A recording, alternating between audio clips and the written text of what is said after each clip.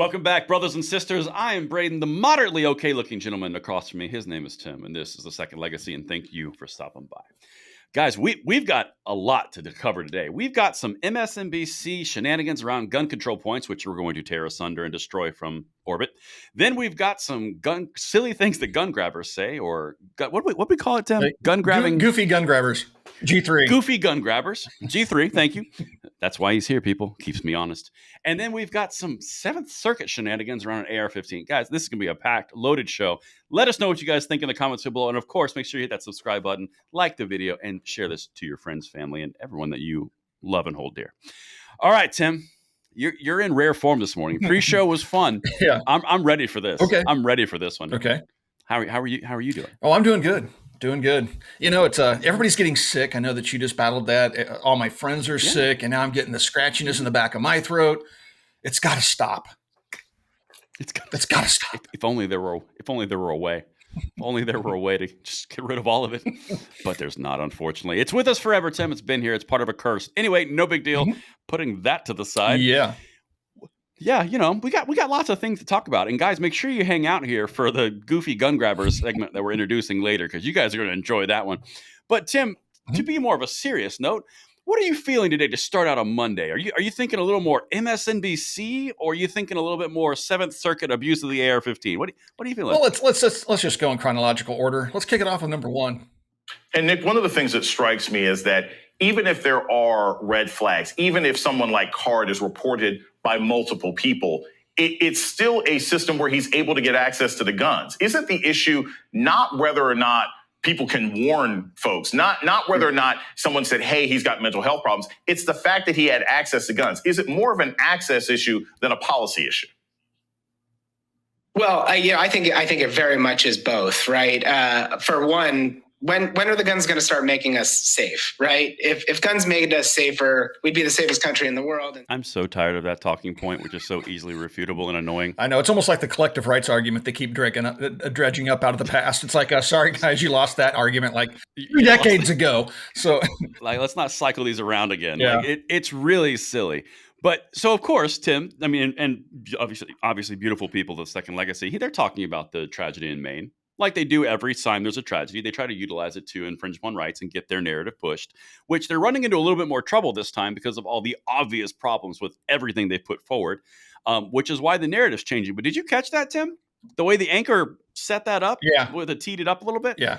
It's interesting how the wonderful solution that's in 21 states and red flag laws, it's the best way. Don't worry about due process. It's the way to solve this problem. All of a sudden, that Overton window moves, and now it's not about red flag laws and warning people. Now it's just about the guns. It's access. So we're back to square one. It's the guns, right? So it's weird. It's not that the guy's crazy. It's not that law enforcement knew he was crazy. It's not that the man was throwing out all sorts of red flags and everybody knew he was a ticking time bomb.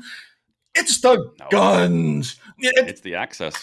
It's just so typical. You know, they never, and I know we've said this before, but they never apply the same standard across the board. So when somebody gets killed in a car accident, it's the cars. Well, that driver shouldn't have been driving recklessly. That driver shouldn't have been driving drunk or impaired. You know, it's only when we're dealing with the Second Amendment that it's the guns, but it's everything else in life. They try to hold the person accountable that actually commits the crime or, does something unspeakable. I mean, in theory. But sometimes it depends, right? Because these political types, they're very selective. But yeah, it's just so typical, and it's so tired, and it's not even true. Nope.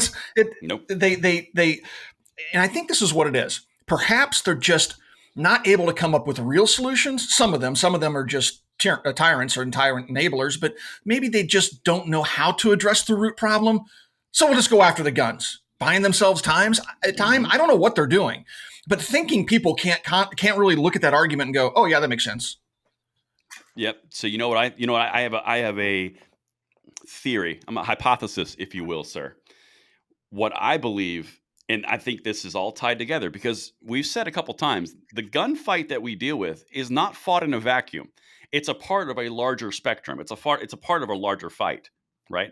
So if you're looking at everything that the left side around that pretty much aligns to gun control as well, everything that they've pushed over the last 20, 30 years has all been aligned to basically bucking a universal moral standard code, basically bucking a universal ethics code. It's all about your truth, your ethics, your morals, your life. You decide what you want to do. And when you have 330 million different versions of truth and ethics and morals, and you have no social contract based on any of those combined things, when people start acting outside of your norms, all of a sudden we have a problem in society when the entire time they've been propagating this for 30 years. Mm-hmm. That's my own personal opinion. Oh, absolutely. But, that's just my well, I mean, the problems that we're seeing in society have been decades in the making, right? They have systematically been tearing our culture and our country down because we're evil for wanting to be Americans. We're evil for being prideful of our nation. That makes they've turned that into, they've turned just pride in country. They've turned patriotism. They've turned loyalty all into bad words. And so they've completely destroyed the family unit. They've completely tried to destroy religion. They've tried to destroy everything that gives us modern social norms. And then the end result is chaos. And everybody's pretending like, well, we don't know how we got here. How did this happen? Mm-hmm. Well, and what's the solution for chaos? More chaos and clamping down and control. Right. Yeah. So control. Exactly. But that's just the first piece of that clip, though, Tim. There's something else there that I really had fun on my video when I did a video on this clip. Mm-hmm. The little snarky guy at the end about, when are guns going to make us safer? And if that little hypothetical point, like if guns really make us safer, we'd be the safest country in the world. That little thing that they like to kind of jab in there. Yeah. That idiotic high school punching bag at the end of the clip. Yeah. Yeah. No, exactly. It's like you push your glasses to your face after you got it. You're like, ooh, scored, got him. Yeah, well, the only problem with that is it's completely not based in reality whatsoever, and we're about to show you why. So number 2, Mr. Button Pusher. I can't offend anybody who doesn't like me saying Mr. Producer. CDC removes stats on defensive gun use over pressure for gun control activists. Isn't that weird, Tim? They didn't like a stat that was disproving their point, so they just removed it. And then now that the stat is not there and available, the internet never remembers anything. So obviously, why aren't we more safer? Well, let's continue here. Let me show you what they did. So the Center for Disease Control and Prevention reportedly removed statistics on defensive gun use in the U.S. following pressure from gun control advocates. The stats source from the CDC Commission study finding that instances of defensive gun use occur between 60,000 and 2.5 million times per year. That's a spread. Well, first of all, yes, very big spread. But you know what's interesting about those numbers, Tim? And I think you'll find this fascinating. The number that the gun controllers put out consistently every year of gun violence is between 45,000 and 48,000 deaths per year. And half of those are comprised of suicide. You can look up the stats yourselves. It's well documented on this channel, my channel, Tim's channel. We've done it. It's well known. But their maximum number is around 47,000. Our minimum number, the one on the far low end of the scale, is bigger than the impact number that they're saying. And our long side of the scale, 2.5 million times? Yet when are they going to start making us safer? We win. Yeah, good talk. It's already been done. Next. Yeah, So you are welcome on this show. You are welcome on any show, and it'll be fun. Yeah. Because the numbers that you've tried to erase that disproved your point, so you could have that little punching bag high school talking point, got him. Yeah, it's still on the internet. We've got it. But then a little bit more, just to show you who erased this, Tim, because I'm not sure you've seen this yet. This is number 4. Quote, that 2.5 million number needs to be killed, buried up, dug up, killed again, and buried again. Mark Bryant, executive director of the Gun Violence Archive, wrote to the CDC in one of the emails. Isn't that interesting, Tim? And the biggest irony about the Gun Violence Archive is the entire thing is a propaganda piece for the left started by Slate Magazine to propagate gun control, which misclassifies gun violence so that they can get more propagated gun control. Yep. Isn't that weird? Yeah. It's like being called a fascist by a fascist. It's exactly. Yeah. These people, their hypocrisy knows no bounds. It's mind numbing, but that doesn't slow them down because there's people out there that like this little nerd that was in the end of that last clip that spent most of his high school career with his underwear firmly in his butt crack. It's just, where are these pinheads? Oh, it's just so infuriating. I just want to live free. Can you just not leave me alone? And there's so many other Americans that it's like, we need to sign a petition. Like, can you just leave us alone? We just want to live free. Please. How do you follow up a wedgie for life with just leave me alone? Okay, I told y'all he was in red rear form. For those of you who are younger than we are, that used to be a thing when high school was normal. Yeah. Oh, You'd pick gracious. the other guy up by the underwear, and it's called a wedgie. Yeah. I'm sure you know what it is. It's called a wedgie. Yeah.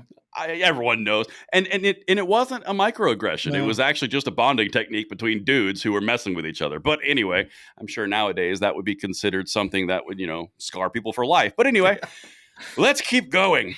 Got one more clip for you here, Tim. You see how we avoided the massive pitfall right there? See that? That was good. Sidestep. We got you. Yeah. Yep, sidestep that tiger trap. So now we got to talk about something, Tim. And I'm just curious. Your natural reaction to what I'm about to show you, the same guy saying, number 6, Mr. Button Pusher. And then the last thing that we can do, the last name on my accountability list, is the gun manufacturers that continue to profit off of selling these guns. Sturm Ruger, the maker of this firearm, sold this weapon this year. There's a profit in somebody's pocket from this shooting.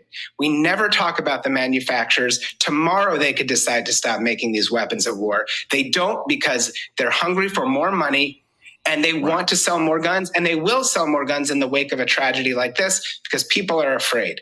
And so there's a long immediate reaction. Yeah. That guy definitely deserves a wedgie.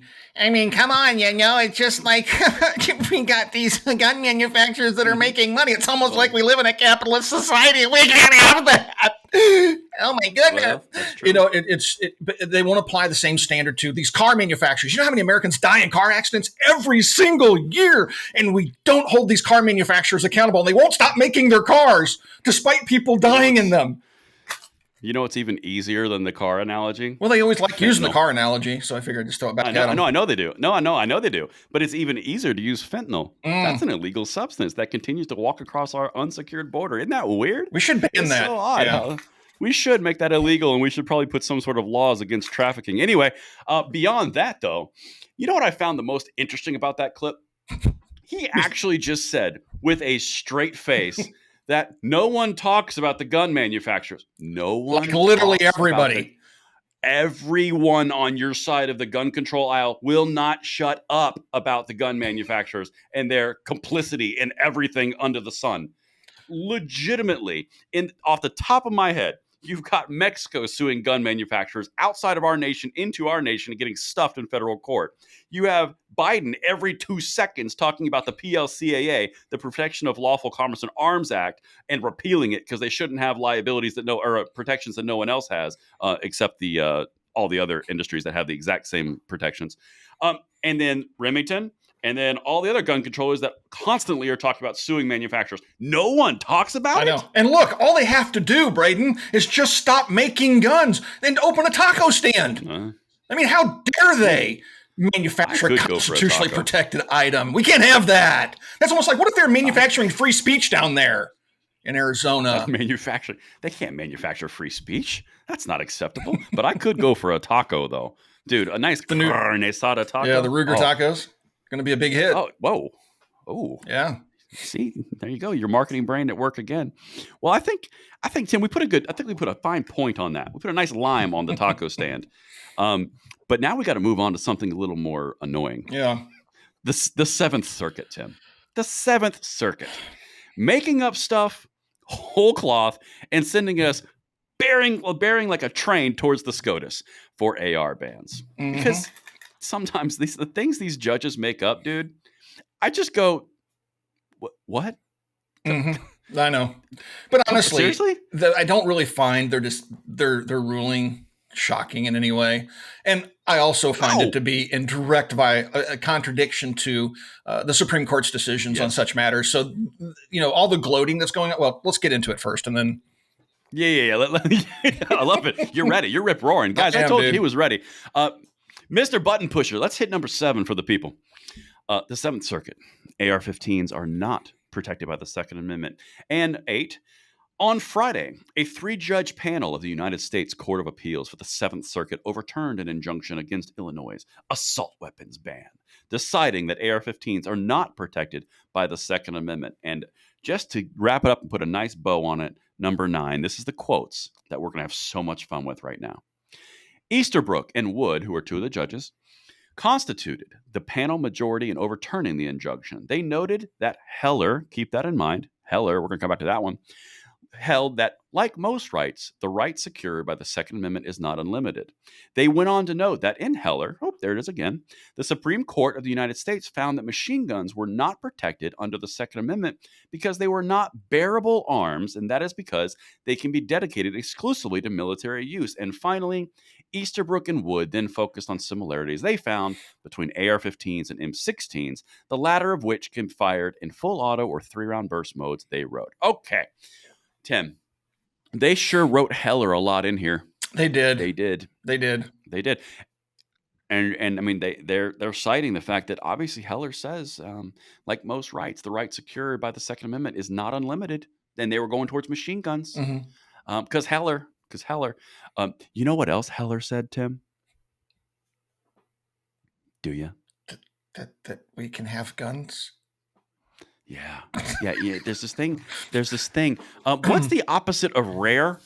It's like common use, something common use. Oh, because I'm pretty sure that was in there. We can have guns. And the whole point was, if something's in common use, then it's not unique and dangerous, and it's not part of the military, and it's part of the arms that are protected under the Second Amendment.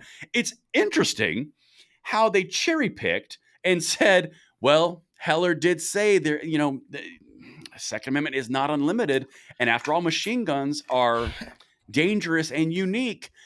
And that's all it said. You know what else is missing from their little commentary here? Anything from Bruin. Oh my gosh. I wasn't even there yet. Oh, okay. I'm sorry. Oh. I'll let you take it from here. But you're right, though. But no. We're just going to cherry pick court cases and sentences and decisions, and not take a look at the whole picture here. But let's go ahead and show the whole picture. Yeah, absolutely. Let's just drop some Heller quotes in there. We won't say anything about common use. And to Tim's point, the paragon of genius over there, Tim. They also didn't notice anything about Bruin that says you have to have history, text, and tradition, and historical analogs that would equate to gun bans, of which none exist, except in the 1600s, when the United States government, the ATF and the DOJ, currently in court just last week, are utilizing an example of saying that discrimination because you were either a Protestant or a Native American, Catholic, because you were a Catholic or a Native American, you can't have guns. So that's what we're dealing with right now. Dude, this is a clown show. Yep. See, we have tradition of banning firearms amongst African Americans. So what's wrong? Let's go ahead and do it. We got history and context and tradition here. There it is. I know. It's like they are such bigots, but they only rely on their bigotry when they fail at every other argument. They got to. It's insane. It is openly insane. Yes, they are. Yes, they are.